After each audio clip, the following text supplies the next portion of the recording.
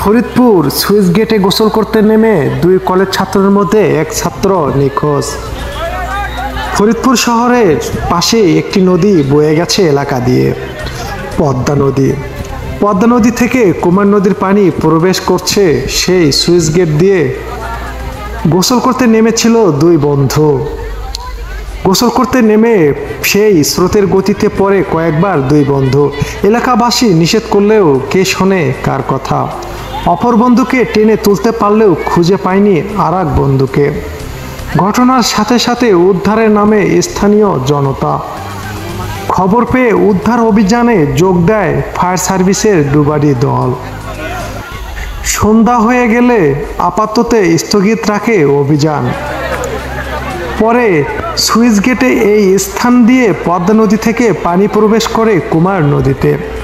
গত কয়েকদিনে পানি বৃদ্ধি পাওয়ায় বেড়েছে স্রোতের গতি। ঈদের পর থেকে ফরিদপুরের অন্যতম পর্যটন স্পট হয়ে উঠেছে সেই স্থানটি। বিকেল হলেই সেই জায়গাটিতে ঢল নামে বিভিন্ন বয়সের নারী ও পুরুষের।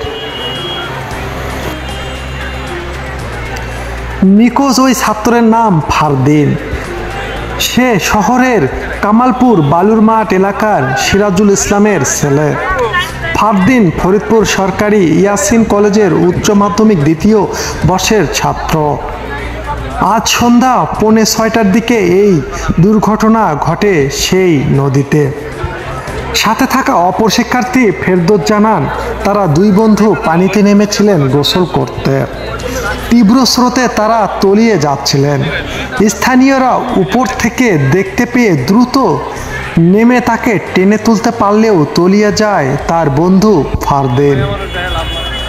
প্রত্যক্ষদর্শীরা জানান, ওই দুই ছেলে বয়স খানিক সময় যাবৎ গোসল করতেছিল নদীতে। দুই সুইচ গেটের সবগুলো গেট খোলা। তীব্র স্রোত চলছিল নদী দিয়ে।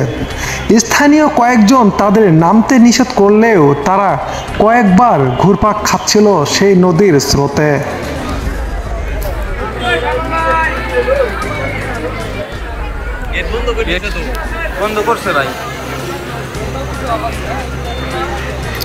ফরিদপুর ফায়ার স্টেশনে ডুবারি দলের টিম লিডার মামুন জিহাদি জানান, সন্ধ্যা হয়ে যাওয়াতে আজকের মতো উদ্ধার অভিযান বন্ধ করা হয়েছে।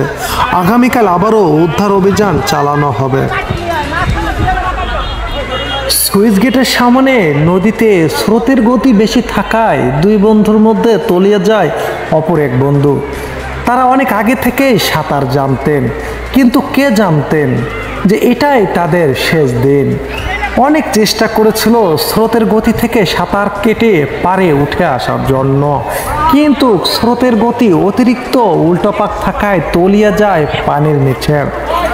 তারপরে স্থানীয় লোকজন ফোন করে যোগাযোগ করে ফায়ার সার্ভিসের দলের সাথে।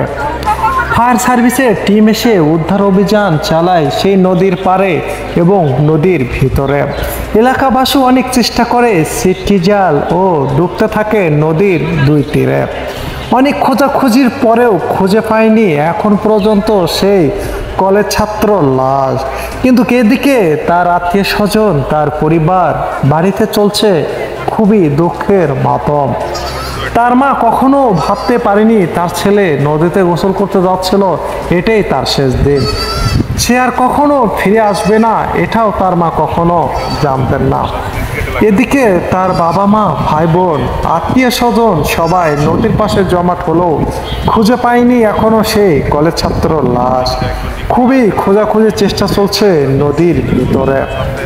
এদিকে ফায়ার সার্ভিসের দল তারা অনেকবার ডুবে দেখেছে যে জায়গায় ফারদিন ডুবে গিয়েছে লাশটি সে জায়গায় নেই। হয়তো স্রোতের গতি বেশি থাকায় লাশটি ভেসে গিয়েছে অনেক দূরে। তাই তারা 2 দিন ধরে চেষ্টা করছে ফারদিনের লাশ খোঁজার জন্য। এখন পর্যন্ত পাওয়া যায়নি ফারদিনের লাশ। অথচ এলাকাবাসী নদীর দুই ধারে জমে উঠেছে। দূর দূরান্ত থেকে অনেক লোক দেখতে এসেছে সেই ছাত্রকে। এখন পর্যন্ত পাওয়া যায়নি খুঁজে সেই ছেলেটিকে। কে জানে এমন একটি নির্মম পরিহাস ঘটনা ঘটবে তাদের জীবনে।